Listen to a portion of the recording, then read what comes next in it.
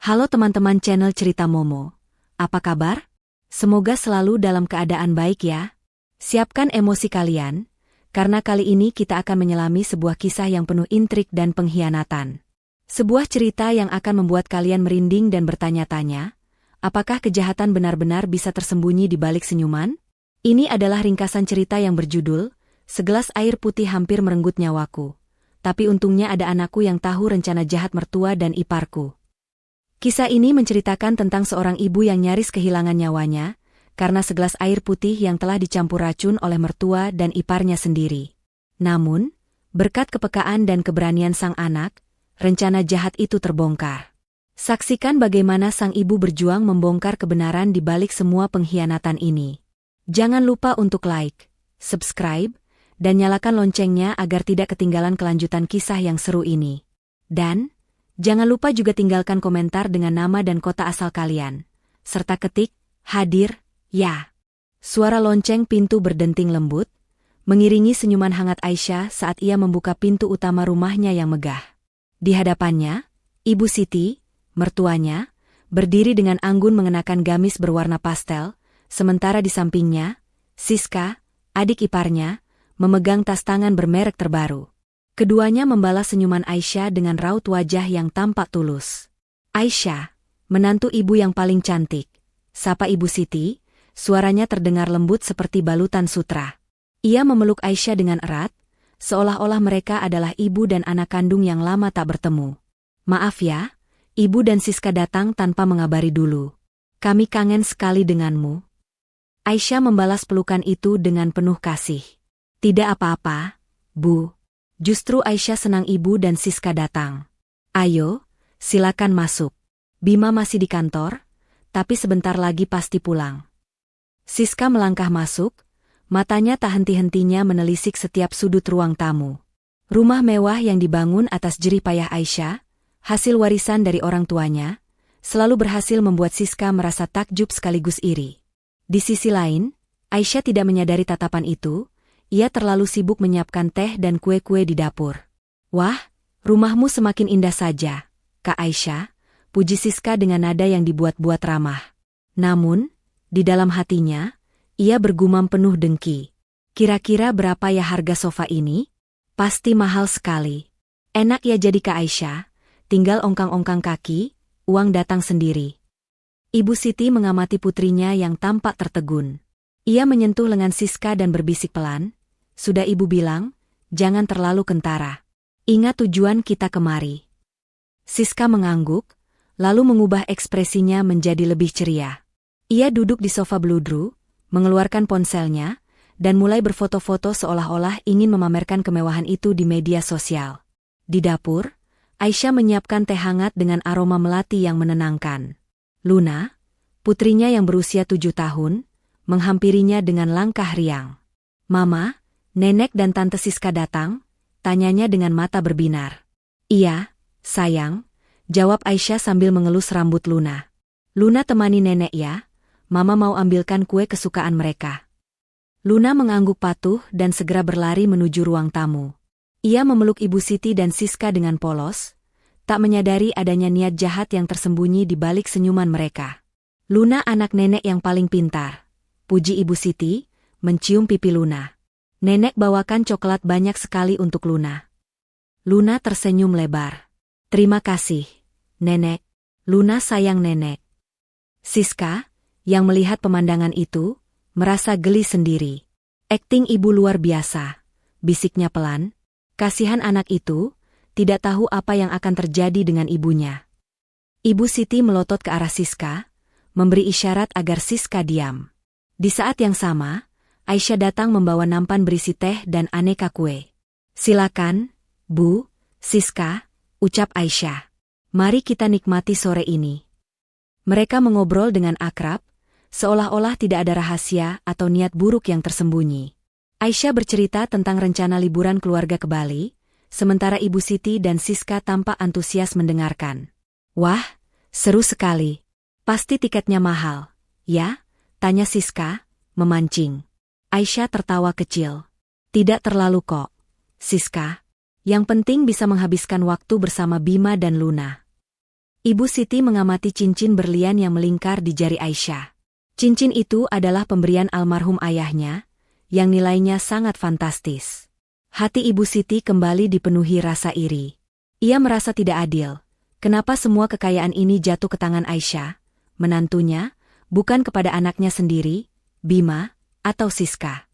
Aisyah, ibu dengar kamu baru saja membeli aset tanah di pusat kota? Tanya Ibu Siti, mencoba menahan suaranya agar tidak terdengar serakah. Aisyah mengangguk. Iya, Bu. Bima yang mengurus semua. Bima bilang, aset itu investasi yang bagus untuk masa depan Luna. Siska mendengus pelan, nyaris tak terdengar. Untuk masa depan Luna, atau untuk masa depan kalian berdua? Bisiknya pada Ibu Siti.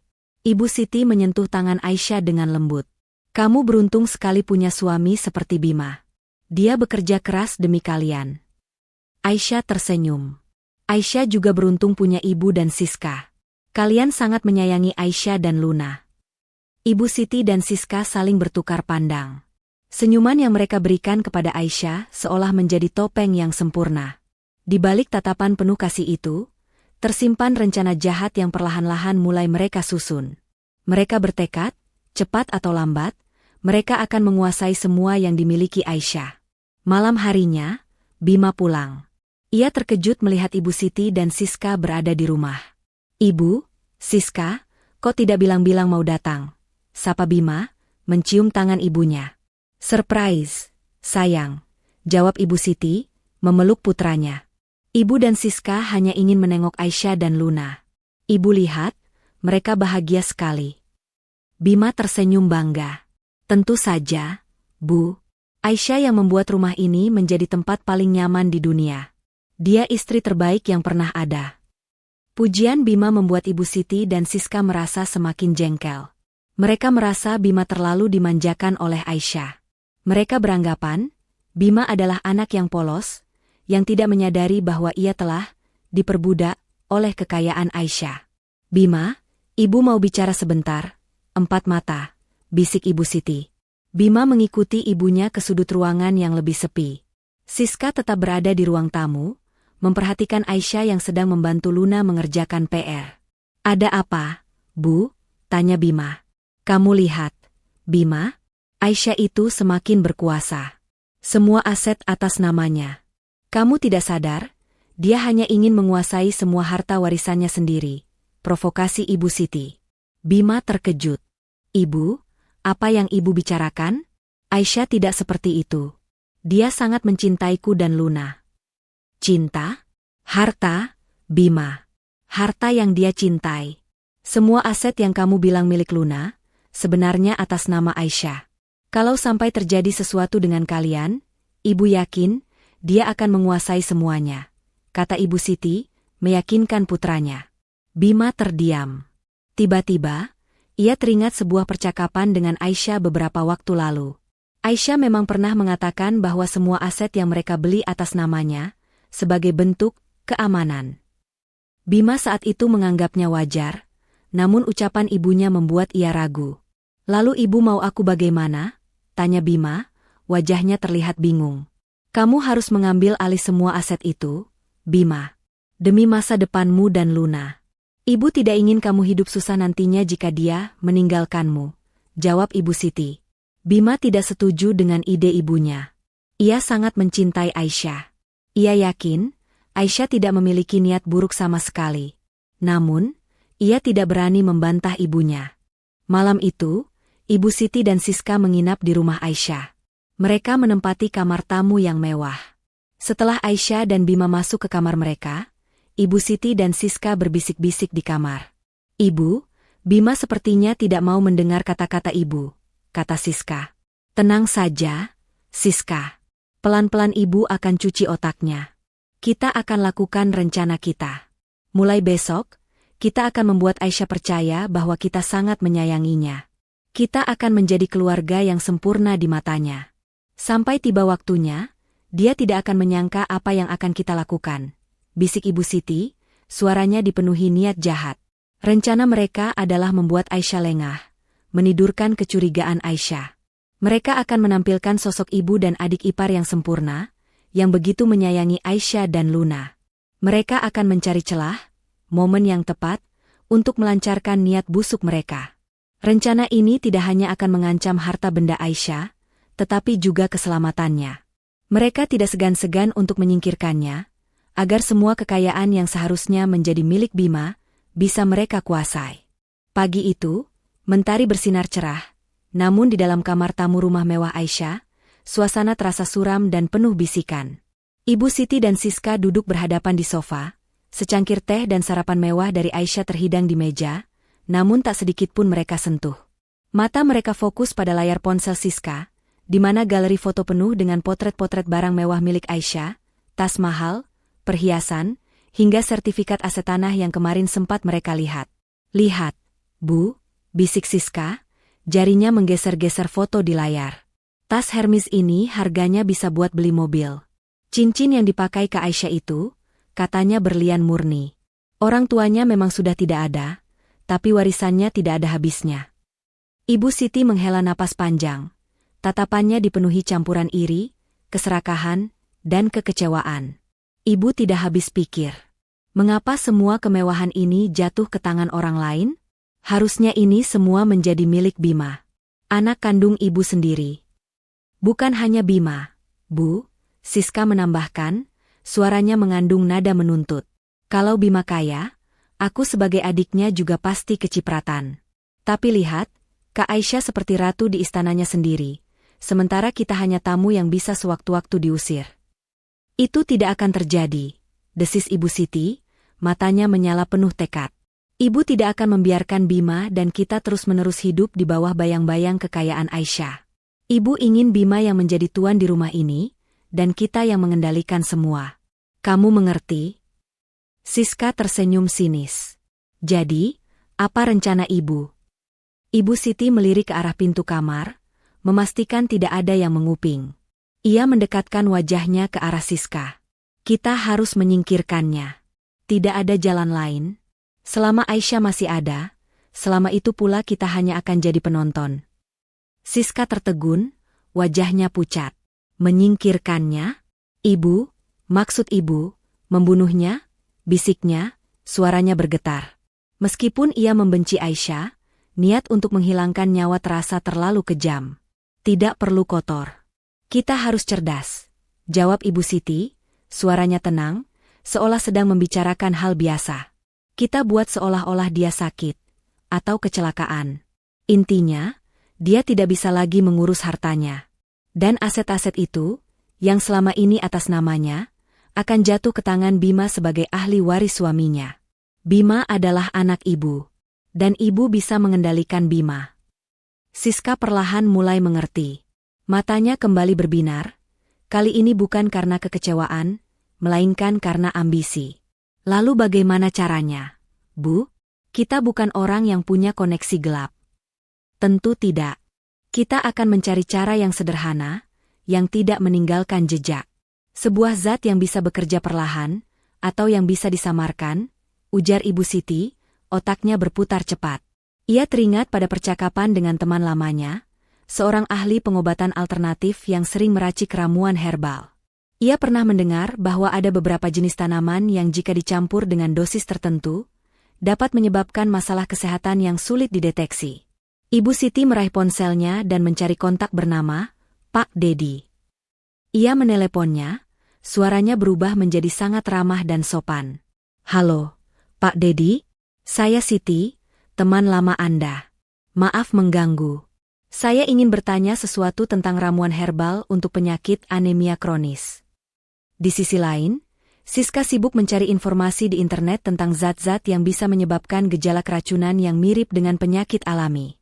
Pencariannya membawanya pada artikel-artikel tentang racun yang berasal dari pestisida atau bahan kimia tertentu yang biasa dijual bebas di toko-toko pertanian.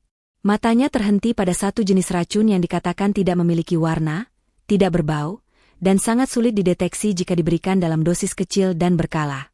Bu, aku menemukan ini, kata Siska, menunjukkan ponselnya.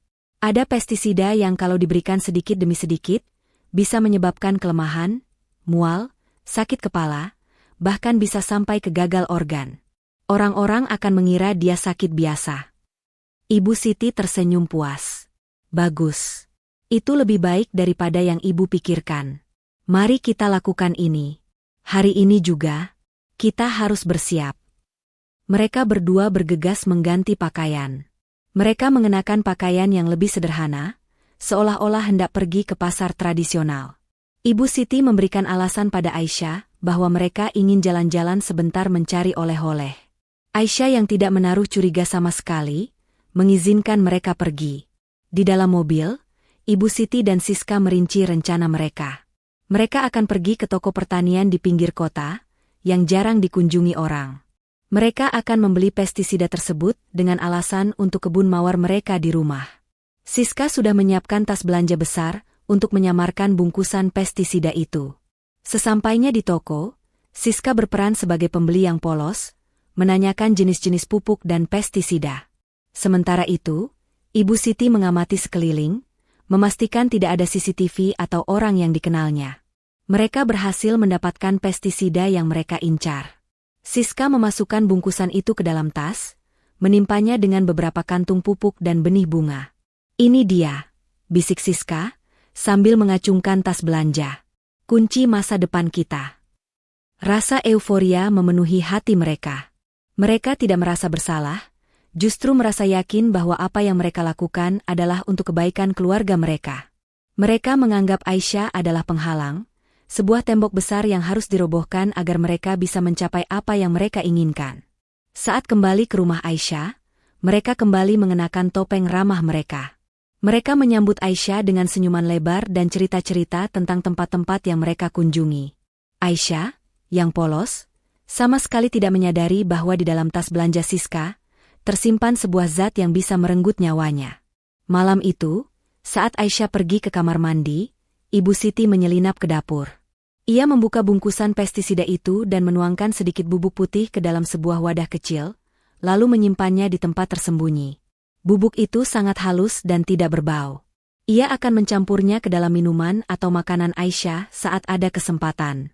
Siska mengamati dari kejauhan, jantungnya berdebar kencang, namun ada kepuasan yang terukir di wajahnya. "Sempurna," bisik Siska saat Ibu Siti kembali ke kamar. "Tidak akan ada yang curiga." "Ibu tahu," jawab Ibu Siti, bangga. "Sekarang, kita hanya perlu sabar menunggu. Kita akan lihat siapa yang akan tertawa paling akhir." Rencana mereka telah matang. Mereka tidak hanya mengincar harta benda, tetapi juga nyawa. Mereka telah melewati batas moral dan kemanusiaan. Mereka yakin, kejahatan ini akan berjalan mulus, tanpa ada yang mencurigai. Mereka tidak menyadari, setiap langkah yang mereka ambil, setiap kebohongan yang mereka ucapkan, tidak akan pernah bisa luput dari pengawasan. Terutama, dari mata seorang anak kecil yang polos, yang memiliki naluri lebih tajam dari siapapun. Sore itu, kelelahan terasa begitu nyata di pundak Aisyah. Ia baru saja selesai membersihkan seluruh lantai 2 rumahnya, mulai dari kamar utama, kamar Luna, hingga ruang kerja Bima. Keringat membasahi pelipisnya, dan tenggorokannya terasa sangat kering. Ia berjalan ke bawah, berniat mengambil segelas air dingin di dapur. Tepat saat ia menuruni anak tangga terakhir, Ibu Siti muncul dari arah dapur dengan senyum lebar yang tak biasa. Di tangannya, sebuah nampan perak berisi segelas air putih dingin dan piring kecil berisi camilan. "Aisyah, sayang," sapa Ibu Siti, suaranya terdengar lembut seperti seorang ibu yang merawat putrinya. "Ibu lihat kamu capek sekali. Ini, Ibu buatkan es teh lemon kesukaanmu." Hati Aisyah terasa hangat. Ia merasa sangat beruntung memiliki mertua yang begitu perhatian. "Terima kasih banyak, Bu." "Ibu baik sekali," jawab Aisyah, senyum tulusnya mengembang. Ibu Siti meletakkan nampan itu di meja ruang keluarga. "Duduk dulu, sayang. Ibu tidak tega melihatmu kelelahan seperti ini. Biar nanti Ibu yang bantu bereskan," ucapnya sambil mengusap lembut punggung Aisyah. Aisyah duduk di sofa, merasa tersentuh oleh perhatian Ibu Siti. Ia sama sekali tidak menyadari bahwa di balik senyuman dan kata-kata manis itu, tersimpan rencana jahat yang sudah matang. Di balik lemari pajangan, Siska mengintip, matanya tak lepas dari gelas yang ada di hadapan Aisyah. Jantungnya berdebar kencang, menantikan momen yang telah mereka rencanakan sejak kemarin. Siska melihat Ibu Siti meliriknya sekilas, memberi isyarat bahwa semuanya berjalan sesuai rencana. Namun, di tengah semua skenario yang dipersiapkan matang itu, ada satu mata kecil yang terus mengawasi. Luna, yang sedari tadi bermain dengan bonekanya di pojok ruangan, merasa ada yang aneh. Sejak kemarin, ia sering melihat neneknya dan tantenya berbisik-bisik, dan tatapan mereka ke arah ibunya terlihat berbeda. Ia juga melihat Ibu Siti menyelinap ke dapur saat Aisyah tidak ada, dan mengeluarkan sebuah bungkusan kecil yang Ibu Siti sembunyikan di balik tas belanjanya. Naluri anak kecilnya mengatakan ada sesuatu yang tidak beres. Ibu Siti mengambil gelas berisi es teh lemon, dan memberikannya langsung kepada Aisyah. Ini, minumlah. Kamu pasti haus sekali. Aisyah meraih gelas itu. Dinginnya es menyegarkan tangannya yang berkeringat. Ia mengangkat gelas itu, mendekatkannya ke bibirnya. Aroma lemon yang wangi terasa menggoda. Ia sudah siap menyesapnya, berharap bisa segera menghilangkan dahaganya. Di saat itulah, sebuah kejadian yang tak terduga terjadi. Dari sudut ruangan, Luna, yang selama ini hanya diam dan memperhatikan, tiba-tiba berdiri. Matanya membulat, menatap lurus ke arah gelas di tangan ibunya.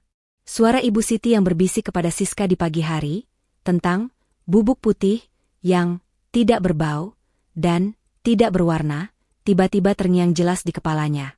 Luna teringat bagaimana Ibu Siti memasukkan sesuatu yang sangat kecil dan mencurigakan ke dalam gelas ibunya. Luna, dengan sekuat tenaga, berteriak, "Tunggu Ibu! Jangan minum air itu!" Suara nyaring itu mengejutkan semua orang. Aisyah, yang sudah hampir menyentuh gelasnya ke bibir, terkejut. Tangan Aisyah gemetar, dan tanpa sengaja, gelas itu terlepas dari genggamannya. Gelas kaca itu jatuh ke lantai dan pecah berkeping-keping. "Ibu bisa meninggal," isak Luna, suaranya penuh ketakutan, sambil berlari ke arah ibunya. Ibu Siti dan Siska terkesiap. Wajah mereka yang tadinya penuh senyum, seketika berubah pucat pasi. Rencana mereka hancur dalam hitungan detik. Di balik lemari, Siska menutupi mulutnya, tak percaya dengan apa yang baru saja terjadi. Aisyah, yang masih bingung, melihat ke lantai. Matanya terbelalak melihat pecahan-pecahan kaca berserakan. Di antara pecahan kaca dan sisa es yang mencair, terlihat butiran-butiran putih kecil yang berkumpul di dasar gelas. Butiran-butiran itu perlahan larut dalam air yang tumpah, tetapi sebagian masih terlihat jelas. Aisyah menatap Ibu Siti dan Siska secara bergantian. Wajah mereka yang panik tidak bisa menyembunyikan kebenaran. Aisyah, dengan suara bergetar, bertanya, "Bu, Siska, ini apa?" Ibu Siti, yang selalu pandai berakting, dengan cepat mencoba menguasai keadaan. "Aisyah, jangan kaget. Pasti gelasnya sudah retak. Itu hanya serpihan es yang membeku. Kamu jangan dengarkan Luna, dia hanya ketakutan." Namun, Luna langsung membantah. "Bukan, Ibu." Luna melihat nenek memasukkan sesuatu. "Luna lihat sendiri," teriaknya. Ia menunjuk ke arah Ibu Siti dengan jari telunjuknya yang kecil, matanya memancarkan keberanian yang luar biasa. Aisyah menatap putrinya, lalu kembali menatap butiran bubuk di lantai. Ia meraih salah satu pecahan kaca dan mencium aromanya. Tidak ada aroma yang aneh, tidak ada bau lemon yang menyengat. Hati Aisyah mencelos. Ia tidak bodoh. Ia tahu apa yang sedang terjadi. Kehangatan yang selama ini ia rasakan dari Ibu Siti dan Siska hanyalah sebuah kepalsuan. Pada saat itu juga, Bima pulang. Ia masuk ke dalam rumah dan mendapati suasana yang tegang. Ia melihat pecahan kaca di lantai, wajah Aisyah yang pucat pasi, serta Ibu Siti dan Siska yang terlihat sangat panik. "Ada apa ini?" tanya Bima, suaranya penuh kebingungan. Luna langsung berlari ke arah ayahnya, memeluk kakinya. "Ayah, nenek dan tante Siska mau meracuni ibu." Kata-kata Luna seperti sambaran petir bagi Bima. Ia menatap ibunya dengan tatapan tidak percaya. "Bu, apa yang Luna katakan ini benar?" Ibu Siti tidak bisa menjawab. Ia hanya bisa menunduk, tak berani menatap mata putranya. Di belakangnya, Siska pura-pura sibuk mengumpulkan pecahan kaca, mencoba menyamarkan ketegangan yang ada. Aisyah, yang masih terkejut, mencoba menenangkan diri. Ia menatap Bima dengan mata berkaca-kaca. Ia tidak tahu harus merasa sedih, marah, atau kecewa. Orang-orang yang selama ini ia anggap sebagai keluarga, ternyata berniat merenggut nyawanya. Semua karena harta yang ia miliki. Detik-detik yang menegangkan itu terasa bagai keabadian. Kebenaran yang pahit terungkap begitu saja, di depan mata mereka semua. Aisyah, yang nyaris kehilangan nyawanya, kini menyadari bahwa ia telah hidup di tengah-tengah pengkhianatan yang paling mengerikan. Dan penyelamatnya adalah putrinya sendiri, Luna, yang dengan nalurinya yang polos, berhasil menggagalkan rencana jahat yang paling licik. Keheningan yang mencekam menggantung di ruang keluarga. Bima menatap bingung antara Aisyah yang terpukul, Ibu Siti dan Siska yang panik, dan Luna yang masih memeluk kakinya. Pecahan kaca dan genangan air yang mengering di lantai, menjadi saksi bisu dari detik-detik mengerikan yang baru saja berlalu. Bima tahu, ada sesuatu yang sangat tidak beres. Luna, sayang, Bima berlutut, menyejajarkan matanya dengan putrinya. Coba ceritakan pelan-pelan kepada ayah. Apa yang sebenarnya terjadi? Luna mendongak, matanya yang bening menatap dalam ke mata ayahnya. Ayah, tadi nenek mau kasih air itu ke ibu. Suaranya bergetar, namun ia berusaha keras untuk tetap berani. Tapi Luna lihat nenek masukin bubuk putih dari botol kecil. Wajah Bima langsung memucat. Ia menoleh ke arah ibunya. Bu, ini benar? Ibu Siti, dengan ekspresi terluka yang dibuat-buat, langsung menyela. Tidak, Bima, Luna hanya anak kecil, dia pasti salah lihat. Itu tidak benar. Ibu hanya ingin memberikan es teh untuk istrimu, dia pasti salah mengira serpihan es atau gula sebagai bubuk. Siska mengangguk setuju dengan tergesa-gesa. Iya, Kak Bima. Mungkin Luna melihat ibu memasukkan es dari dispenser, jadi dikira bubuk. Anak kecil kan imajinasinya tinggi. Aisyah bangkit berdiri. Emosinya bergejolak. Ia tidak bisa lagi menahan amarahnya. Ibu, Siska, kalian tidak perlu berbohong lagi. Luna tidak berhalusinasi. Lihat ini. Aisyah menunjuk ke arah pecahan gelas, di mana masih ada sedikit bubuk putih yang terlihat jelas. Jelas-jelas ini bubuk, bukan es, bukan gula. Rasanya juga tidak manis. Ibu Siti dan Siska saling melirik, mata mereka dipenuhi rasa kesal. Rencana mereka yang disusun rapi, hancur hanya karena seorang anak kecil. Mereka tidak menyangka, Luna memiliki mata setajam itu. Di balik kelegaan karena nyawa Aisyah selamat, ada kekesalan yang amat besar karena mereka gagal. Mereka bersembunyi di balik pintu dapur, mengintip drama yang sedang terjadi di ruang tamu. Luna, yang merasa bersalah karena membuat ibunya sedih, kembali berbicara. Ayah, Luna tidak salah lihat. Luna janji. Tadi pas ibu ke kamar mandi, nenek sama tante bisik-bisik. Terus tante Siska bilang ke nenek, ayo, Bu, sekarang kesempatannya. Terus nenek ambil botol kecil itu, yang warnanya hijau, terus masukin bubuknya ke dalam gelas ibu. Bima menatap Luna dengan mata penuh tanya. Kamu yakin melihatnya, Nak? Iya, Ayah. Luna yakin. Terus, habis itu nenek dan tante cepat-cepat sembunyi di balik pintu dapur. Mereka mengintip. Pas Luna teriak, mereka langsung kaget. Luna lihat wajah nenek sama tante jadi pucat. Cerita Luna dengan polos, namun detail yang disampaikannya sangat akurat. Siska yang mendengar cerita Luna dari balik pintu, mendesah frustrasi. Sial, anak ini melihat semuanya, bisiknya kepada Ibu Siti. Ibu Siti terlihat sangat marah. Ia keluar dari persembunyiannya dan melangkah ke arah Luna. Luna, cukup. Kamu jangan mengada-ngada. Nenek tidak pernah melakukan itu. Ibu Siti berusaha membantah, namun suaranya terdengar cemas. Bima segera berdiri di depan putrinya, melindungi Luna dari kemarahan ibunya. Bu, cukup. Jangan membentak Luna. Luna tidak mungkin berbohong. Aisyah berjalan mendekat, ia meraih tangan Bima. Bima, aku percaya Luna. Naluri seorang ibu tidak bisa salah. Aku tahu ada yang tidak beres sejak tadi. Ibu Siti dan Siska terlalu manis, terlalu baik.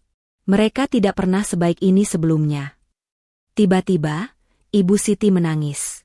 Ia menjatuhkan diri ke sofa, memegangi dadanya. Bima, kamu percaya istrimu dan anakmu daripada ibumu sendiri? Ibu hanya ingin kamu bahagia. Ibu tidak ingin melihat istrimu sakit. Makanya ibu mau berikan dia vitamin dalam bentuk bubuk. Bubuk itu vitamin, Bima. Vitamin untuk orang sakit anemia. Aisyah dan Bima saling bertukar pandang. Mereka tahu Ibu Siti sedang berbohong. Bima mengambil ponselnya dan menelepon ambulans. Kita bawa bubuk ini ke rumah sakit untuk diperiksa. Kita akan tahu apa isinya, ucapnya tegas. Mendengar kata-kata Bima, Ibu Siti dan Siska semakin panik. Siska mencoba merebut ponsel Bima, tapi Bima menepisnya. Siska, jangan sentuh aku, teriak Bima. Ia benar-benar marah. Kalian berdua, duduk di sana. Jangan kemana-mana sampai ambulans datang. Ibu Siti yang merasa terpojok, akhirnya berhenti menangis. Ia menatap Bima dengan mata penuh kebencian. Kamu lebih memilih istrimu daripada ibumu? Kamu akan menyesal, Bima. Kamu akan tahu siapa yang sebenarnya peduli padamu. Aisyah memegang tangan Bima dengan erat. Bima, jangan dengarkan mereka. Kita harus tahu apa yang sebenarnya mereka rencanakan.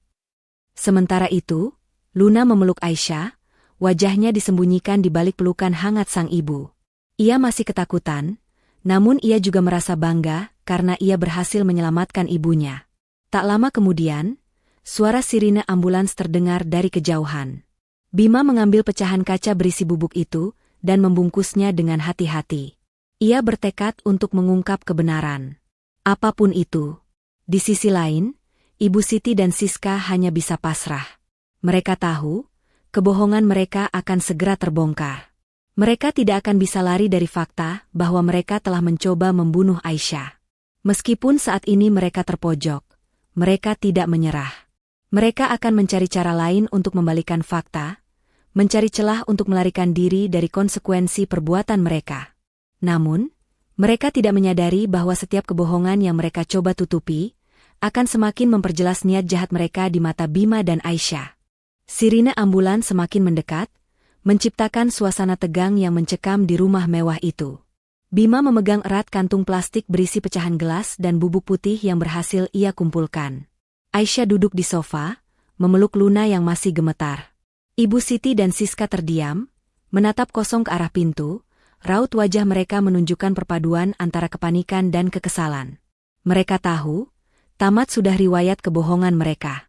Aisyah, tetap di sini, ucap Bima, suaranya dingin dan tegas. Ia menyerahkan Luna kepada Aisyah, lalu berjalan menuju pintu. Aku akan ikut dengan petugas medis. Aku akan pastikan bubuk ini diperiksa di laboratorium. Bima, jangan. Itu hanya vitamin. Sayang. Ibu mohon, jangan perbesar masalah ini. Seru Ibu Siti, suaranya serak. Ia mencoba bangkit, namun tubuhnya terasa lemas. Bima tidak menoleh. Ia sudah tidak peduli dengan alasan apapun yang akan dilontarkan ibunya. Hatinya telah hancur. Ia tidak menyangka, orang yang ia cintai, ibunya sendiri, bisa melakukan perbuatan sekejam ini. Rasa bimbang yang sempat ia rasakan di awal kini berganti dengan kemarahan yang mendalam. Sesampainya di rumah sakit, Bima menyerahkan sampel bubuk itu kepada dokter. Ia menjelaskan kronologi kejadian dengan detail. Matanya tak lepas dari kantung plastik berisi bukti kejahatan yang nyaris merenggut nyawa istrinya. Dokter mengangguk, meyakinkan Bima bahwa hasil tes akan keluar dalam waktu 2 jam. Selama menunggu, Bima tidak bisa duduk tenang. Pikirannya melayang-layang, mencoba merangkai semua kejadian dari awal. Sikap Ibu Siti dan Siska yang mendadak manis, bisikan-bisikan mereka yang mencurigakan, hingga kegagalan mereka menutupi kepanikan saat Luna berteriak.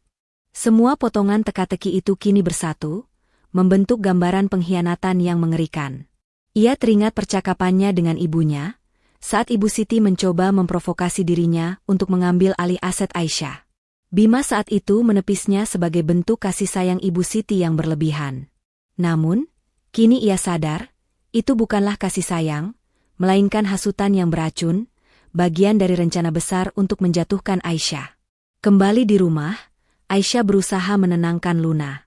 Luna, sayang, Ibu baik-baik saja, nak. Terima kasih, karena kamu sudah menyelamatkan ibu, ucap Aisyah, mengecup kening putrinya. Luna takut, Bu. Luna takut ibu pergi, isak Luna. Aisyah memeluk putrinya dengan erat. Ibu tidak akan pergi, sayang. Ibu akan selalu ada untuk Luna. Di sisi lain, Ibu Siti dan Siska berada di kamar tamu, saling menyalahkan. Ini semua salahmu. Kenapa kamu tidak memastikan anak itu sudah pergi? Bentak Ibu Siti. Ibu yang salah. Kenapa ibu tidak menyamarkan bubuknya? Balas Siska tak kalah kesal. Pertengkaran mereka terhenti saat ponsel Ibu Siti berdering. Itu Bima. Ibu Siti dan Siska saling bertukar pandang, ketakutan. Mereka menduga Bima sudah tahu semuanya. Ibu Siti meraih ponselnya dan membaca pesan singkat yang baru masuk dari Bima. Bu, Luna masih menangis. Tolong hibur dia. Ibu Siti menghela napas lega. Bima belum mengetahui apa-apa. Ia buru-buru membalas pesan itu dengan kata-kata manis. Tanpa ia sadari, kelengahannya itu justru menjadi bumerang. 2 jam berlalu, dan Bima kembali ke rumah dengan wajah yang dingin. Di tangannya, selembar kertas hasil laboratorium. Tanpa banyak bicara, ia langsung masuk ke kamar tamu, di mana Ibu Siti dan Siska berada. Mereka berdua terdiam, menatap Bima dengan cemas. Ibu, Siska, suara Bima rendah dan penuh emosi. Kalian bohong. Ibu Siti mencoba menyela. Bima, jangan dengarkan orang lain. Ibu tidak. Cukup, Bu, potong Bima. Ia meletakkan selembar kertas itu di atas meja. Ini hasil tes laboratorium. Zat ini adalah zat kimia berbahaya yang sering digunakan sebagai pestisida. Dalam dosis kecil, bisa menyebabkan gagal ginjal, dan dalam dosis besar, bisa merenggut nyawa. Dunia Ibu Siti dan Siska seolah runtuh. Wajah mereka pucat pasi, tak ada lagi kata-kata yang bisa mereka ucapkan. Mereka tahu, semua sudah berakhir. Namun, Bima belum selesai. Ada satu hal lagi yang mengganjal di hatinya. Saat ia menunggu hasil tes, ia sempat iseng membuka ponsel ibunya. Ia tahu PIN ponsel ibunya karena Ibu Siti sering memintanya untuk memasang aplikasi atau membalas pesan. Saat itulah, matanya tertuju pada sebuah percakapan di aplikasi pesan. Percakapan antara Ibu Siti dan Siska yang sudah dihapus. Namun sebagian besar isinya masih tersimpan di arsip. Bima mengambil napas dalam-dalam. Aku juga menemukan ini, Bu, ucapnya, mengambil ponsel ibunya dan membuka percakapan yang diarsip. Aku tidak percaya kalian bisa melakukan ini. Aisyah dan Luna yang mendengar keributan, ikut masuk ke dalam kamar. Aisyah melihat ponsel Ibu Siti, di mana layar menampilkan percakapan yang begitu mengerikan. Siska, aku rasa racunnya terlalu banyak. Bu, aku takut ketahuan. Ibu Siti, tenang saja, Siska. Ini akan terlihat seperti penyakit alami. Tidak ada yang akan curiga. Siska, bagaimana jika Kak Aisyah tidak mau minum? Ibu Siti, ibu akan memastikannya. Ibu akan pura-pura baik. Lalu, setelah dia tiada, semua harta akan menjadi milik Bima, dan kita yang akan mengaturnya. Kamu akan menjadi ratu di rumah ini. Mata Aisyah membulat, tangannya gemetar. Kata-kata itu menusuk hatinya seperti belati. Semua kehangatan dan kebaikan yang mereka tunjukkan selama ini, hanyalah sebuah kebohongan yang keji. Bima menatap ibunya dengan tatapan penuh kekecewaan, air mata menggenang di matanya. Bu, kenapa? Kenapa ibu lakukan ini? Tanya Bima, suaranya pecah. Ini semua karena harta? Ibu tega ingin membunuh istriku sendiri? Ibu tega membuat Luna kehilangan ibunya? Ibu Siti tidak bisa lagi menahan tangisnya. Namun, air mata itu bukanlah air mata penyesalan. Itu adalah air mata kekalahan. Siska menunduk, tak berani menatap mata Aisyah dan Bima. Pengkhianatan mereka akhirnya terungkap sejelas-jelasnya. Aisyah mendekati Bima, memeluknya dengan erat. Ia tahu, suaminya juga menjadi korban dari kebohongan dan rencana jahat ibunya sendiri. Kini, tak ada lagi keraguan. Tidak ada lagi kebingungan. Hanya ada satu jalan di hadapan mereka, menghadapi Ibu Siti dan Siska, dan memastikan mereka mendapatkan balasan yang setimpal. Malam merayap perlahan, namun di ruang keluarga itu, ketegangan terasa begitu pekat hingga bisa dipotong dengan pisau.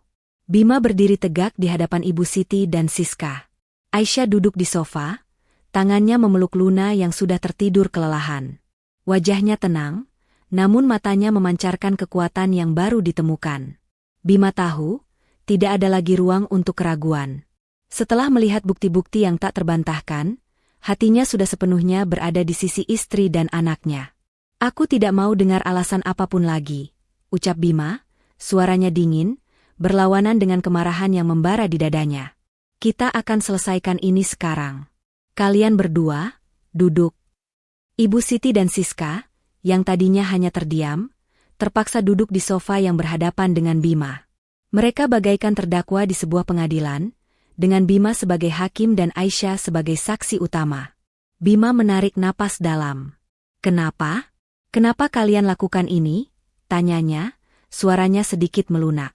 Ia masih mencoba mencari secercah alasan yang masuk akal, secercah penjelasan yang bisa ia terima. Bima, sudah ibu bilang, itu hanya salah paham. Siska tidak tahu apa-apa. Ibu juga tidak bermaksud buruk. Itu hanya vitamin. Ibu Siti mencoba membela diri lagi. Ia masih mencoba bertahan di balik kebohongan yang sudah rapuh. Aisyah mendengus. Cukup, Bu. Kami sudah tahu semuanya, katanya tegas. Ia bangkit, meletakkan Luna dengan hati-hati di sofa, lalu berjalan ke arah Bima.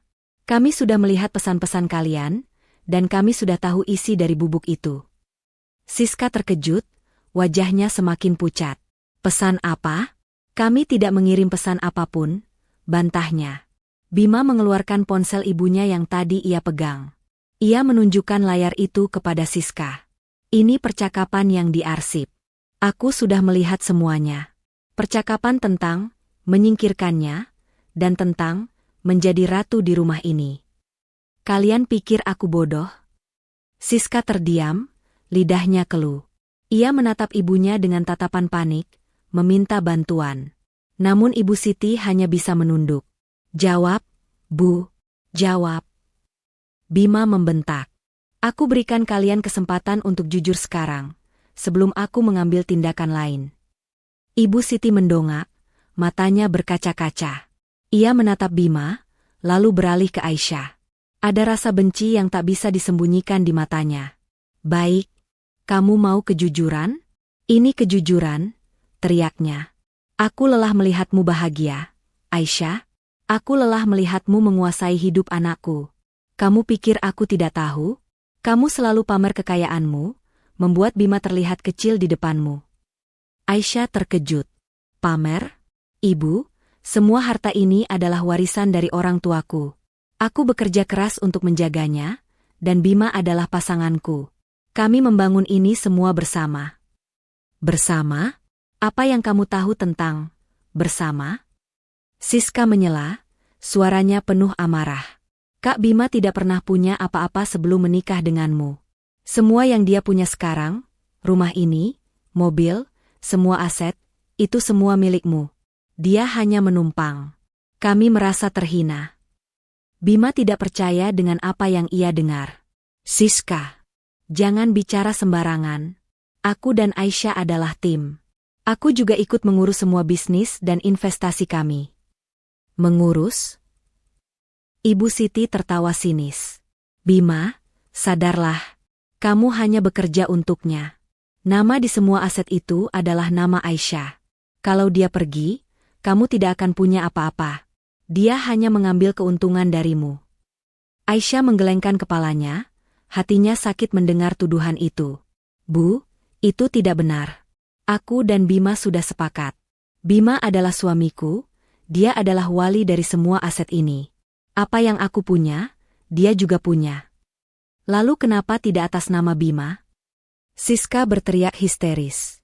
Jelas sekali kamu tidak mempercayai Kak Bima. Kamu sengaja menguasai semua, dan kamu sengaja membuat Kak Bima terlihat seperti boneka. Bima memegang kepalanya, ia merasa bingung dan bingung. Namun, ia kembali melihat wajah Aisyah. Wajah yang dipenuhi cinta dan ketulusan. Bima tahu, Aisyah tidak pernah memiliki niat jahat sedikitpun. Ia menatap ibunya, melihat wajah Ibu Siti yang dipenuhi kebencian. Bima akhirnya mengerti, akar masalah ini bukanlah soal dirinya dan Aisyah, melainkan tentang kecemburuan dan keserakahan Ibu Siti dan Siska. "Cukup, Bu," ucap Bima, suaranya tegas, menandakan bahwa ia sudah mengambil keputusan. "Aku tidak percaya kalian. Aku percaya istriku. Kalian tidak hanya mencoba mengambil hartanya, kalian juga mencoba mengambil nyawanya. Aku tidak bisa memaafkan ini." Aisyah mengambil napas dalam-dalam. "Kami sudah menghubungi pengacara kami, Pak Rangga. Kami akan melaporkan apa yang terjadi. Kami punya bukti." Mendengar nama pengacara dan ancaman laporan polisi, Ibu Siti dan Siska langsung terdiam. Wajah mereka yang tadinya penuh amarah, kini berubah menjadi ketakutan. Mereka tahu, Aisyah tidak main-main. "Aisyah, jangan. Tolong, jangan lakukan ini." Siska memohon, air matanya mulai mengalir. Kami menyesal. Kami tidak tahu apa yang kami pikirkan." "Menyesal?" Bima tertawa sinis. "Penyesalan kalian datang setelah ketahuan? Maaf, itu bukan penyesalan, itu adalah rasa takut." Ibu Siti bangkit, wajahnya dipenuhi amarah. "Bima, jangan. Dia itu menantu yang tidak tahu diuntung. Dia sudah merebutmu dari ibu. Dia memisahkan kita." "Ibu yang memisahkan kita, Bu?" Bima berteriak. "Ibu yang memaksaku memilih antara istri dan ibuku. Dan setelah semua ini, Bu, aku memilih Aisyah. Karena dia tidak pernah mencoba menyakitiku. Dia tidak pernah mencoba meracuni orang yang aku cintai. Ibu yang melakukannya." Ibu Siti terhuyung-huyung, ia tidak percaya putranya akan mengatakan hal itu. Siska hanya bisa menangis histeris. Kebenaran yang selama ini mereka tutupi, kini terungkap dan menghancurkan semua kebohongan yang telah mereka bangun. Pertarungan batin Bima telah selesai. Ia sudah membuat keputusan yang paling sulit dalam hidupnya. Ia memilih kebenaran, ia memilih Aisyah. Dan kini, ia akan memastikan bahwa keadilan ditegakkan, tidak peduli siapa yang harus terluka. Malam telah larut, dan keheningan di rumah itu terasa memekakkan telinga. Aisyah dan Bima duduk berdua di ruang kerja, kelelahan, namun hati mereka dipenuhi rasa hampa dan marah. Ibu Siti dan Siska telah diantar ke kamar mereka, setelah Bima dengan tegas meminta mereka untuk tidak keluar hingga esok pagi. Hawa permusuhan dan pengkhianatan masih terasa di udara. Luna telah terlelap di kamar, namun wajahnya yang damai tak mampu menghapus bayang-bayang ketakutan dari pikiran orang tuanya. "Aku tidak menyangka, Aisyah," gumam Bima, suaranya parau. Ia memandang istrinya dengan mata yang berkaca-kaca. "Aku tidak menyangka ibu dan Siska bisa melakukan ini. Aku pikir mereka hanya cemburu biasa. Tapi, meracuni, itu di luar nalar." Aisyah memegang tangan Bima dengan lembut. "Aku juga, Bima. Aku selalu percaya bahwa mereka menyayangiku. Aku tidak pernah menganggap hartaku lebih penting dari keluargaku. Tapi mereka memang menginginkan hartaku."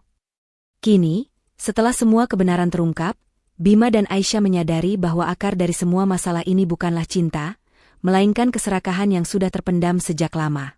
Bima melihat kembali masa lalu, saat ia baru menikah dengan Aisyah. Ia ingat, ayahnya dulu adalah seorang pengusaha sukses yang mendirikan perusahaan besar. Namun setelah ayahnya meninggal, ibunya dan Siska salah mengelola perusahaan itu, hingga akhirnya bangkrut.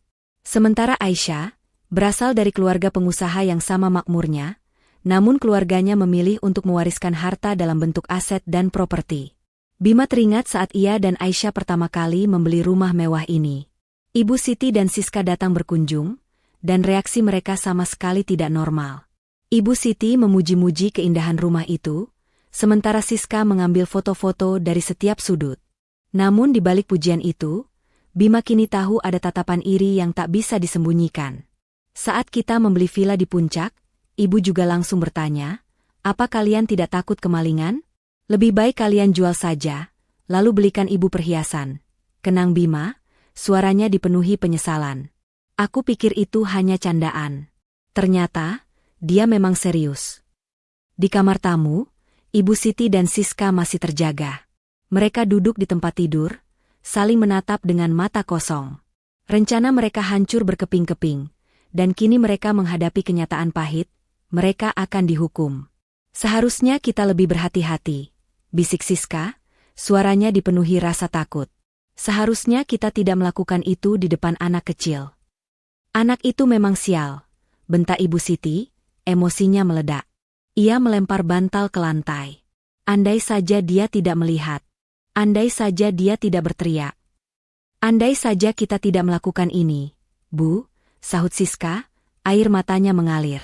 Aku tidak tahu harus bagaimana sekarang. Kak Bima tidak akan memaafkan kita. Ibu Siti terdiam. Ia memejamkan mata, pikirannya kembali ke masa lalu. Ia teringat saat-saat terakhirnya bersama mendiang suaminya. Sebelum meninggal, suaminya pernah berpesan padanya, Siti, jaga anak kita, Bima dan Siska. Tapi kamu harus ingat, harta tidak bisa menjamin kebahagiaan. Jangan sampai kamu menjadi budak harta. Ibu Siti dulu menganggap pesan itu angin lalu. Setelah kepergian suaminya, ia dan Siska merasa hidup mereka hampa tanpa kemewahan. Mereka mencoba berbagai bisnis, namun selalu gagal. Mereka mulai terlilit hutang. Tepat pada saat itu, Bima bertemu dengan Aisyah. Pertemuan itu seperti keajaiban, namun juga kutukan. Awalnya, Ibu Siti dan Siska tidak mempermasalahkan kekayaan Aisyah. Namun, seiring berjalannya waktu, saat mereka melihat betapa mudahnya Aisyah membeli barang-barang mahal, betapa mudahnya ia menguasai bisnis dan investasi, rasa iri itu tumbuh menjadi kebencian. Mereka mulai beranggapan bahwa Aisyah adalah penyebab penderitaan mereka. Jika saja Bima tidak menikah dengan Aisyah, mungkin Bima akan bekerja lebih keras dan sukses seperti ayah mereka. Mereka lupa bahwa kehancuran finansial keluarga mereka adalah akibat dari kesalahan mereka sendiri, bukan kesalahan Aisyah. Aku sudah lelah, Siska, bisik Ibu Siti. Aku lelah melihatmu dan Bima hidup pas-pasan. Aku hanya ingin kita kembali hidup mewah seperti dulu. Tapi ini bukan caranya, Bu. Siska menangis terseduh-seduh. Kita sudah melewati batas. Kita mencoba membunuh orang yang tidak bersalah. Dia tidak bersalah. Dia yang membuat kita merasa miskin. Dia yang membuat Bima bertekuk lutut di hadapannya. Ibu Siti membela diri, emosinya memuncak. Ia tahu ia salah, namun ia terlalu sombong untuk mengakui kekalahan. Di ruang kerja, Bima memeluk Aisyah. Aku minta maaf, sayang. Aku tidak tahu kalau ibu dan Siska benar-benar serakah. Aku pikir mereka hanya bercanda. Seandainya aku tahu dari awal. Aisyah menggelengkan kepalanya. Ini bukan salahmu, Bima. Kamu hanya tidak menyadari niat jahat mereka. Mereka sangat pintar menyembunyikan kebenaran di balik senyuman. Kita harus bersyukur, Luna berhasil menyelamatkanku. Aisyah mengambil sebuah map dari laci meja.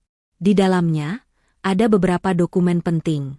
Ini semua aset yang aku punya, Bima, ucap Aisyah. Rumah ini, villa, tanah di pusat kota, deposito, saham, semua atas namaku.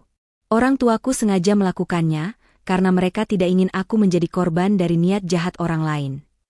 Bima mengambil map itu dan membacanya. Ia melihat angka-angka yang sangat besar. Ia merasa malu, karena ia sempat meragukan istrinya. Mereka benar, ucap Bima pelan. Semua ini atas namamu. Aku tidak punya apa-apa. Bima, jangan bicara begitu. Aisyah menangkup wajah suaminya. Kamu adalah suamiku. Apa yang aku punya, itu juga punya kita. Aku tidak pernah membedakan. Aku tidak pernah ingin mengambil keuntungan darimu. Aku mencintaimu, Bima, bukan hartamu. Air mata Bima menetes. Ia memeluk Aisyah dengan erat. Aku bodoh, Aisyah. Aku bodoh karena sempat meragukanmu. Maafkan aku. Aisyah membalas pelukan itu. Aku sudah memaafkanmu, Bima. Sekarang, kita harus menghadapi ini. Kita tidak bisa diam saja. Mereka mencoba membunuhku. Kita harus bertindak. Bima mengangguk. Ya. Kita akan hubungi Pak Rangga besok pagi. Kita akan serahkan semua bukti yang kita punya. Ibu dan Siska harus mendapatkan balasan yang setimpal atas perbuatan mereka. Malam itu, keputusan sudah bulat. Di tengah-tengah kehancuran hubungan keluarga, mereka berdua menemukan kekuatan baru. Mereka akan melawan, tidak hanya demi diri mereka sendiri, tetapi juga demi masa depan Luna. Pagi datang membawa suasana dingin dan sunyi. Rumah yang biasanya ramai oleh celoteh Luna dan tawa Aisyah kini terasa hampa. Bima dan Aisyah sudah terjaga sejak subuh. Mereka tidak bisa tidur, hati mereka terlalu berat memikirkan pengkhianatan yang baru saja mereka hadapi. Di kamar tamu, Ibu Siti dan Siska masih terkurung. Mereka hanya bisa mengintip dari jendela, merasa cemas dan gelisah, menantikan hukuman yang akan datang. Aisyah duduk di meja makan, memutar-mutar cangkir tehnya. Tatapannya kosong, pikirannya melayang-layang. Bima berjalan mendekat, meletakkan tangannya di pundak Aisyah. "Kamu sudah siap?" tanya Bima, suaranya lembut, penuh dukungan. Aisyah mengangguk, matanya menatap tajam. "Aku harus siap, Bima. Mereka sudah melewati batas. Ini bukan lagi soal keluarga, tapi soal keadilan dan keselamatan Luna." Mereka berdua berjalan menuju ruang kerja, tempat di mana mereka menyimpan semua bukti. Aisyah mengambil ponselnya dan menelepon Pak Rangga, pengacara keluarga yang selama ini mengurus aset-aset mereka. "Halo, Pak Rangga," sapa Aisyah, suaranya terdengar tegar. "Maaf mengganggu, ada hal sangat penting yang harus saya bicarakan. Saya membutuhkan bantuan Bapak secepatnya." Dari balik telepon, suara Pak Rangga terdengar serius. "Ada apa, Bu Aisyah? Apa ini tentang aset Bapak Bima yang ingin dibalik nama?" "Bukan, Pak. Ini lebih serius dari itu," jawab Aisyah. "Saya akan kirimkan semua buktinya sekarang. Saya mohon Bapak datang ke rumah kami secepatnya." Setelah menutup telepon, Aisyah membuka aplikasi pesan di ponsel Ibu Siti, lalu mengirim semua percakapan yang diarsip kepada Pak Rangga. Bima mengambil laptop, lalu membuka folder rekaman CCTV. Rumah mewah itu dilengkapi dengan kamera di setiap sudut ruangan, sebuah langkah antisipasi dari Aisyah setelah ia dan Bima beberapa kali menjadi korban pencurian data bisnis. Aisyah tidak pernah menyangka bahwa kamera-kamera itu akan menjadi penyelamat nyawanya sendiri. Dengan tangan gemetar, Bima memutar rekaman. Mereka berdua menonton dalam diam, hati mereka bergetar. Layar menunjukkan adegan yang mengerikan. Ibu Siti mengendap-endap ke dapur, tangannya mengambil sebuah botol kecil, lalu memasukkan isinya ke dalam gelas. Di sisi lain, Siska terlihat mengintip, memberi isyarat aman kepada ibunya. Rekaman itu bahkan menunjukkan ekspresi jahat dan kepuasan di wajah mereka. Detik berikutnya, mereka melihat momen krusial saat Aisyah hampir meminum air beracun itu. Kemudian, muncul sosok Luna yang berlari, berteriak histeris, dan menumpahkan gelas itu. Rekaman itu membeku saat wajah Ibu Siti dan Siska terlihat panik. Lalu mereka kembali ke persembunyian mereka di balik pintu. "Lengkap sudah," gumam Bima, suaranya dipenuhi amarah. "Mereka tidak akan bisa membantah lagi." Aisyah mematikan layar laptop. Air mata mengalir di pipinya. "Aku tidak tahu harus merasa sedih atau lega. Sedih karena orang yang aku anggap keluarga ternyata sangat membenciku, atau lega karena aku berhasil selamat." Bima memeluk Aisyah. "Kamu kuat, sayang. Kamu sangat kuat." Tak lama kemudian, Pak Rangga datang. Ia adalah seorang pengacara parubaya yang tenang dan bijaksana. Aisyah dan Bima mengajaknya masuk, lalu mereka duduk di ruang kerja. Pak Rangga melihat rekaman CCTV itu, dan ekspresi di wajahnya berubah drastis. Ia tidak menyangka, kasus yang ia kira hanya sengketa keluarga biasa, ternyata adalah percobaan pembunuhan. Ini serius, Bu Aisyah, Pak Bima," ucap Pak Rangga, suaranya bergetar. "Dengan rekaman ini, pesan-pesan yang ada di ponsel, dan hasil laboratorium yang membuktikan zat itu adalah racun, kita punya kasus yang sangat kuat. Kita bisa menuntut mereka atas percobaan pembunuhan berencana." Aisyah mengangguk. "Itu yang kami inginkan, Pak. Kami ingin mereka bertanggung jawab atas perbuatan mereka." Pak Rangga mulai menjelaskan prosedur hukum yang akan mereka hadapi. Ia menyarankan agar Aisyah dan Bima segera melaporkan kejadian ini ke polisi, dan ia akan menyiapkan semua dokumen yang diperlukan. Ia juga menyarankan untuk meminta perintah pengadilan agar Ibu Siti dan Siska segera meninggalkan rumah. Setelah Pak Rangga pergi, Aisyah dan Bima sepakat untuk melaksanakan rencana itu. Mereka berjalan menuju kamar tamu. Aisyah mengetuk pintu. Tak ada jawaban. Aisyah membuka pintu dan melihat Ibu Siti dan Siska duduk di tempat tidur. Tampak sangat ketakutan. Aisyah, Bima, kalian mau apa?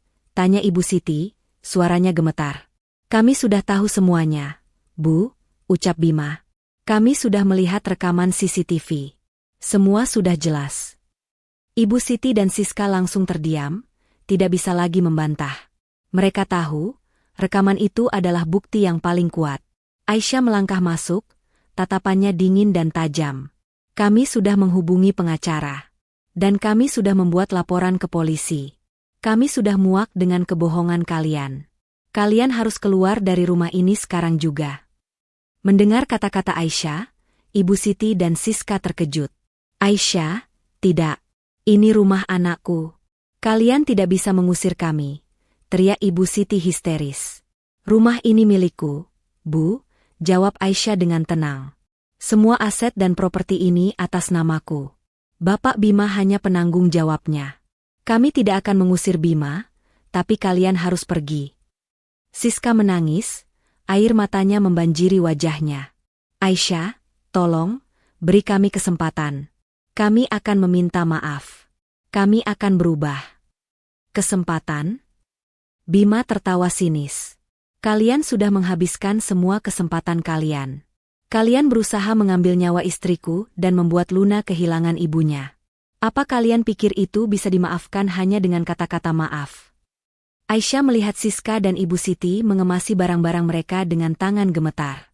Ia tidak merasa puas. Ia hanya merasa hampa. Betapa kejamnya hati manusia, hingga bisa melakukan perbuatan sekeji ini hanya demi harta. Pintu rumah terbuka. Aisyah dan Bima berdiri di ambang pintu, menyaksikan Ibu Siti dan Siska berjalan keluar dengan tas-tas mereka.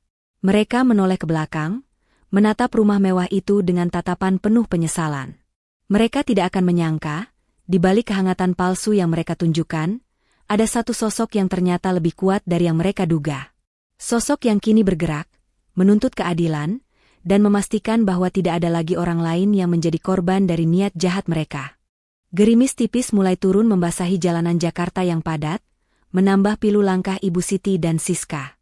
Dengan tas berisi beberapa pakaian, mereka berjalan di bawah naungan pohon rindang, menatap rumah mewah yang kini telah menjadi bagian dari masa lalu mereka. Gerbang besi itu perlahan menutup, seolah menutup pintu bagi semua kenangan dan ambisi yang mereka miliki. Mereka kini hanya pengembara, terdampar di dunia yang dulu mereka anggap rendah, tanpa ada tempat untuk kembali.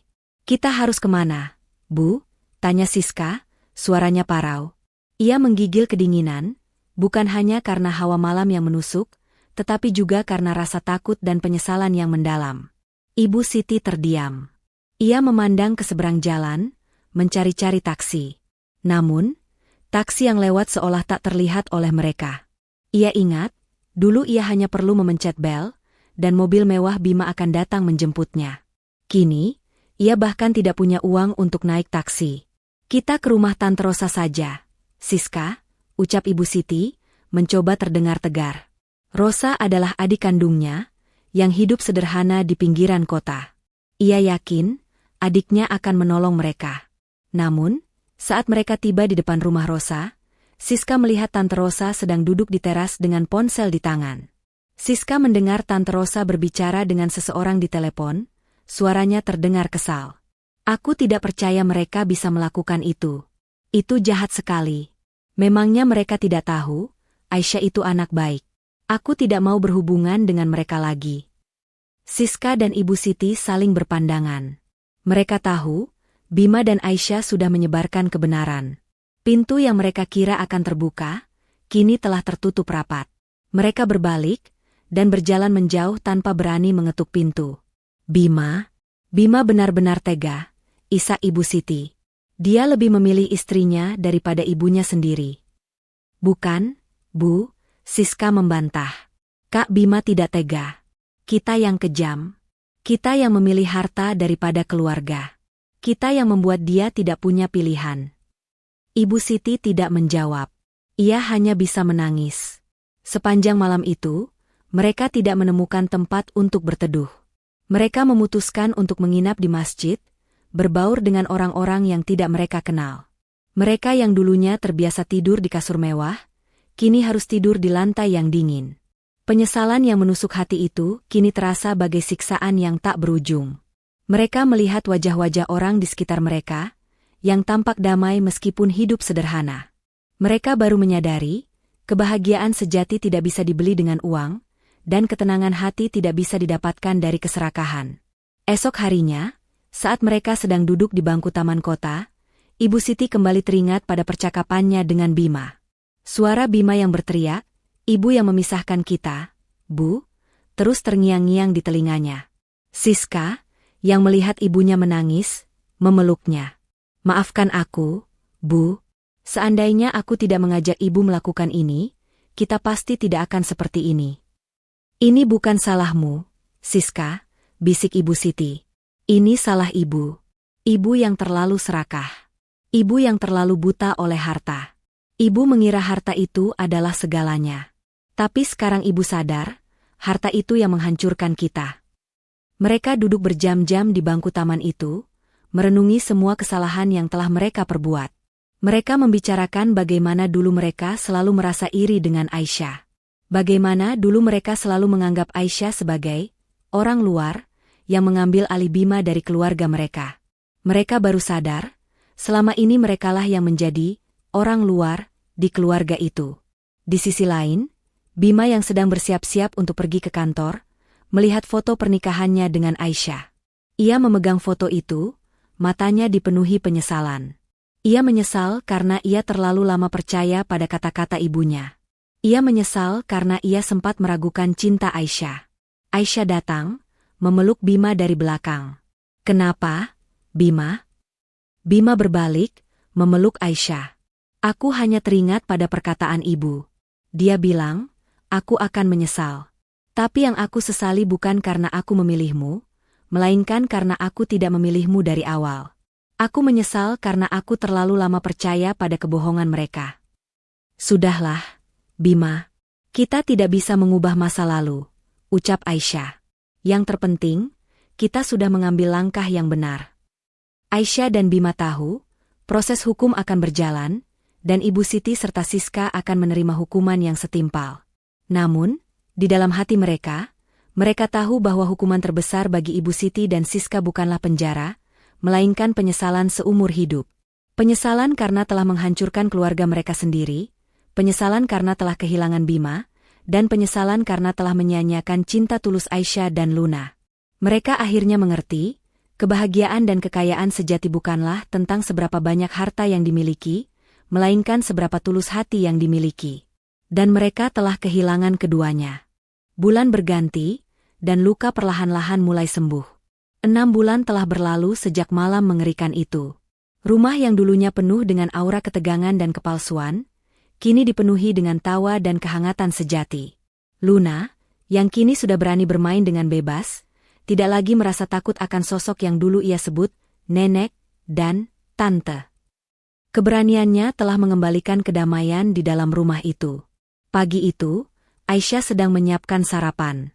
Aroma pankek madu memenuhi seluruh penjuru rumah. Bima datang dari kamar, mengenakan kemeja rapi siap untuk bekerja. Ia menghampiri Aisyah dan memeluknya dari belakang. "Kamu kenapa senyum-senyum sendiri?" tanya Bima, mencium lembut rambut Aisyah. Aisyah berbalik, menatap Bima dengan mata penuh cinta. "Aku hanya bersyukur, Bima. Bersyukur karena kita bisa melewati ini semua. Rumah ini terasa seperti rumah lagi. Rasanya, kita bisa bernapas lega." Bima mengangguk. "Ini semua berkat kamu, sayang. Kamu yang menguatkan aku. Kamu yang membuatku sadar bahwa keluarga sejati adalah kamu dan Luna." Tiba-tiba, suara bel pintu berbunyi. Bima membuka pintu dan melihat Pak Rangga berdiri di sana, mengenakan setelan jas rapi dan membawa sebuah map di tangannya. "Selamat pagi, Pak Bima, Bu Aisyah," sapa Pak Rangga, senyumnya cerah. "Saya datang membawa kabar baik." Mereka bertiga duduk di ruang tamu. Pak Rangga membuka map itu dan meletakkan beberapa lembar dokumen di atas meja. Pengadilan sudah menjatuhkan vonis. Ibu Siti dan Siska terbukti bersalah atas percobaan pembunuhan berencana. Mereka dijatuhi hukuman kurungan penjara selama 5 tahun. Aisyah dan Bima saling berpandangan. Ada rasa lega yang amat sangat. Meskipun 5 tahun mungkin terasa singkat untuk perbuatan sekejam itu, mereka tahu bahwa itu adalah hukuman yang setimpal. Lebih dari itu, mereka tahu bahwa penyesalan sejati akan menggerogoti Ibu Siti dan Siska di dalam penjara. Dan ada satu hal lagi, tambah Pak Rangga. Dengan adanya putusan pengadilan ini, hak waris Ibu Siti dan Siska atas keluarga Bapak Bima dicabut. Dan juga, mereka tidak boleh lagi menghubungi Anda dan keluarga Anda. Aisyah dan Bima menghela napas lega. Ini adalah akhir dari teror yang selama ini menghantui mereka. Mereka mengucapkan terima kasih kepada Pak Rangga, yang telah berjuang keras untuk menegakkan keadilan. Setelah Pak Rangga pulang, Aisyah dan Bima duduk berdua, memproses semua yang terjadi. Bima memeluk Aisyah. "Kita bebas, sayang," bisiknya. "Kita benar-benar bebas." Beberapa bulan kemudian, kehidupan mereka kembali normal. Luna tumbuh menjadi anak yang cerdas dan ceria. Bima dan Aisyah semakin erat. Mereka tidak lagi berbicara tentang harta dan aset, melainkan tentang masa depan mereka. Mereka berdua menyadari bahwa cinta dan kebersamaan jauh lebih berharga daripada semua kekayaan di dunia. Aisyah memutuskan untuk kembali aktif di bisnisnya. Ia mendirikan sebuah yayasan untuk membantu anak-anak yang menjadi korban kekerasan dalam rumah tangga. Ia ingin menginspirasi orang lain bahwa kejahatan tidak akan pernah menang, dan bahwa kebaikan akan selalu menemukan jalannya. Suatu sore, saat Aisyah sedang bermain di taman bersama Luna, ia melihat sebuah mobil usang berhenti di pinggir jalan. Dari dalam mobil itu, Ibu Siti dan Siska keluar. Wajah mereka terlihat kuyu, pakaian mereka sederhana. Mereka baru saja dibebaskan dari penjara. Mereka melihat Aisyah dan Luna dari kejauhan. Siska meneteskan air mata. "Bu, lihat. Kak Aisyah bahagia sekali. Kita telah kehilangan segalanya." Ibu Siti tidak menjawab. Matanya menatap Luna, cucu yang hampir ia bunuh. Hatinya terasa sakit, bukan karena ia kehilangan harta, melainkan karena ia telah kehilangan cinta dan kasih sayang. Penjara telah memberikan mereka waktu untuk merenung, dan mereka akhirnya menyadari betapa bodoh dan serakahnya mereka dulu. Ibu Siti dan Siska berjalan mendekat. Aisyah melihat mereka, hatinya berdebar. Ia memegang erat tangan Luna, bersiap untuk segala kemungkinan. "Aisyah," panggil Ibu Siti, suaranya parau. Kami ingin meminta maaf. Kami tahu, kata maaf tidak akan bisa mengembalikan apa yang telah kami lakukan. Kami menyesal." Siska menangis, memohon ampun. "Kami sangat menyesal, Kak Aisyah. Kami bodoh. Kami terlalu serakah." Aisyah terdiam. Hatinya masih terluka, namun ia melihat ketulusan di mata mereka. Ia tahu, permintaan maaf mereka kali ini bukan lagi karena takut, melainkan karena penyesalan yang sesungguhnya. Aisyah mengambil napas dalam-dalam. "Aku sudah memaafkan kalian. Tapi, aku tidak bisa melupakan. Kalian mencoba mengambil nyawaku. Kalian hampir membuat Luna kehilangan ibunya. Aku harap, kalian mendapatkan pelajaran berharga dari semua ini." Ibu Siti dan Siska tidak berani meminta lebih. Mereka tahu, memaafkan adalah satu hal, tetapi memulihkan hubungan adalah hal lain.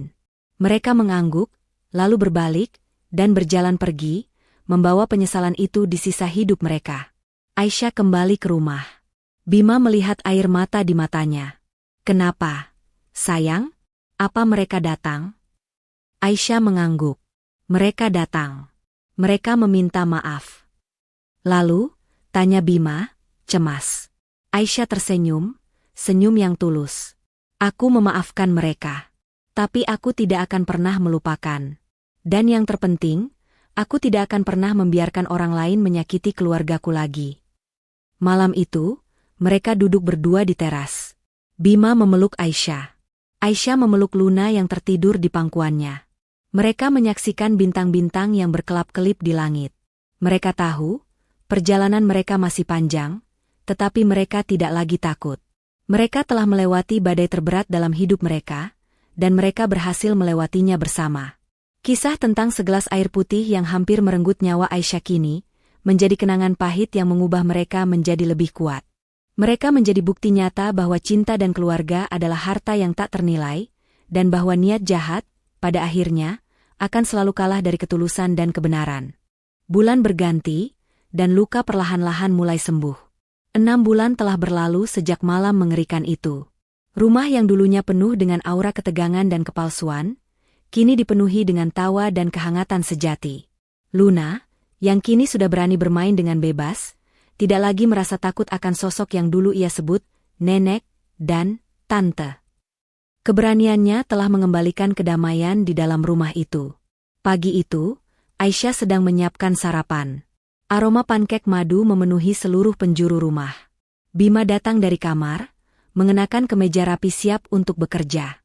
Ia menghampiri Aisyah dan memeluknya dari belakang. "Kamu kenapa senyum-senyum sendiri?" tanya Bima, mencium lembut rambut Aisyah. Aisyah berbalik, menatap Bima dengan mata penuh cinta. "Aku hanya bersyukur, Bima. Bersyukur karena kita bisa melewati ini semua. Rumah ini terasa seperti rumah lagi. Rasanya, kita bisa bernapas lega." Bima mengangguk. "Ini semua berkat kamu, sayang. Kamu yang menguatkan aku. Kamu yang membuatku sadar bahwa keluarga sejati adalah kamu dan Luna." Tiba-tiba, suara bel pintu berbunyi. Bima membuka pintu dan melihat Pak Rangga berdiri di sana, mengenakan setelan jas rapi dan membawa sebuah map di tangannya. "Selamat pagi, Pak Bima, Bu Aisyah," sapa Pak Rangga, senyumnya cerah. "Saya datang membawa kabar baik." Mereka bertiga duduk di ruang tamu. Pak Rangga membuka map itu dan meletakkan beberapa lembar dokumen di atas meja. Pengadilan sudah menjatuhkan vonis. Ibu Siti dan Siska terbukti bersalah atas percobaan pembunuhan berencana. Mereka dijatuhi hukuman kurungan penjara selama 5 tahun. Aisyah dan Bima saling berpandangan. Ada rasa lega yang amat sangat. Meskipun 5 tahun mungkin terasa singkat untuk perbuatan sekejam itu, mereka tahu bahwa itu adalah hukuman yang setimpal. Lebih dari itu, mereka tahu bahwa penyesalan sejati akan menggerogoti Ibu Siti dan Siska di dalam penjara. Dan ada satu hal lagi, tambah Pak Rangga. Dengan adanya putusan pengadilan ini, hak waris Ibu Siti dan Siska atas keluarga Bapak Bima dicabut. Dan juga, mereka tidak boleh lagi menghubungi Anda dan keluarga Anda. Aisyah dan Bima menghela napas lega. Ini adalah akhir dari teror yang selama ini menghantui mereka. Mereka mengucapkan terima kasih kepada Pak Rangga, yang telah berjuang keras untuk menegakkan keadilan. Setelah Pak Rangga pulang, Aisyah dan Bima duduk berdua, memproses semua yang terjadi. Bima memeluk Aisyah. "Kita bebas, sayang," bisiknya. "Kita benar-benar bebas." Beberapa bulan kemudian, kehidupan mereka kembali normal. Luna tumbuh menjadi anak yang cerdas dan ceria. Bima dan Aisyah semakin erat. Mereka tidak lagi berbicara tentang harta dan aset, melainkan tentang masa depan mereka. Mereka berdua menyadari bahwa cinta dan kebersamaan jauh lebih berharga daripada semua kekayaan di dunia. Aisyah memutuskan untuk kembali aktif di bisnisnya. Ia mendirikan sebuah yayasan untuk membantu anak-anak yang menjadi korban kekerasan dalam rumah tangga. Ia ingin menginspirasi orang lain bahwa kejahatan tidak akan pernah menang, dan bahwa kebaikan akan selalu menemukan jalannya. Suatu sore, saat Aisyah sedang bermain di taman bersama Luna, ia melihat sebuah mobil usang berhenti di pinggir jalan. Dari dalam mobil itu, Ibu Siti dan Siska keluar. Wajah mereka terlihat kuyu, pakaian mereka sederhana. Mereka baru saja dibebaskan dari penjara. Mereka melihat Aisyah dan Luna dari kejauhan. Siska meneteskan air mata. "Bu, lihat. Kak Aisyah bahagia sekali. Kita telah kehilangan segalanya." Ibu Siti tidak menjawab. Matanya menatap Luna, cucu yang hampir ia bunuh. Hatinya terasa sakit, bukan karena ia kehilangan harta, melainkan karena ia telah kehilangan cinta dan kasih sayang. Penjara telah memberikan mereka waktu untuk merenung, dan mereka akhirnya menyadari betapa bodoh dan serakahnya mereka dulu. Ibu Siti dan Siska berjalan mendekat. Aisyah melihat mereka, hatinya berdebar. Ia memegang erat tangan Luna, bersiap untuk segala kemungkinan. "Aisyah," panggil Ibu Siti, suaranya parau. Kami Kami ingin meminta maaf. Kami tahu, kata maaf tidak akan bisa mengembalikan apa yang telah kami lakukan. Kami menyesal. Siska menangis, memohon ampun. Kami sangat menyesal, Kak Aisyah. Kami bodoh. Kami terlalu serakah. Aisyah terdiam. Hatinya masih terluka, namun ia melihat ketulusan di mata mereka. Ia tahu, permintaan maaf mereka kali ini bukan lagi karena takut, melainkan karena penyesalan yang sesungguhnya. Aisyah mengambil napas dalam-dalam. Aku sudah memaafkan kalian. Tapi, aku tidak bisa melupakan. Kalian mencoba mengambil nyawaku. Kalian hampir membuat Luna kehilangan ibunya. Aku harap, kalian mendapatkan pelajaran berharga dari semua ini. Ibu Siti dan Siska tidak berani meminta lebih. Mereka tahu, memaafkan adalah satu hal, tetapi memulihkan hubungan adalah hal lain. Mereka mengangguk, lalu berbalik, dan berjalan pergi, membawa penyesalan itu di sisa hidup mereka. Aisyah kembali ke rumah. Bima melihat air mata di matanya. Kenapa? Sayang, apa mereka datang? Aisyah mengangguk. Mereka datang. Mereka meminta maaf. Lalu, tanya Bima, cemas.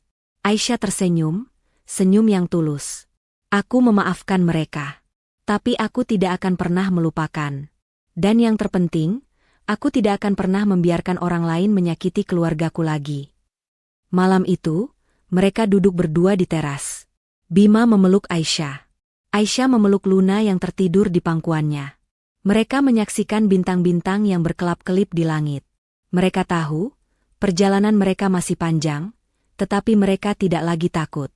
Mereka telah melewati badai terberat dalam hidup mereka, dan mereka berhasil melewatinya bersama. Kisah tentang segelas air putih yang hampir merenggut nyawa Aisyah kini, menjadi kenangan pahit yang mengubah mereka menjadi lebih kuat. Mereka menjadi bukti nyata bahwa cinta dan keluarga adalah harta yang tak ternilai, dan bahwa niat jahat, pada akhirnya, akan selalu kalah dari ketulusan dan kebenaran. Dari kisah ini, kita bisa mengambil satu pelajaran berharga.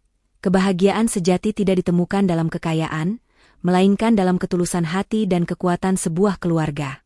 Keserakahan hanya akan membawa kehancuran dan penyesalan, karena pada akhirnya, kebenaran akan selalu menang atas niat jahat.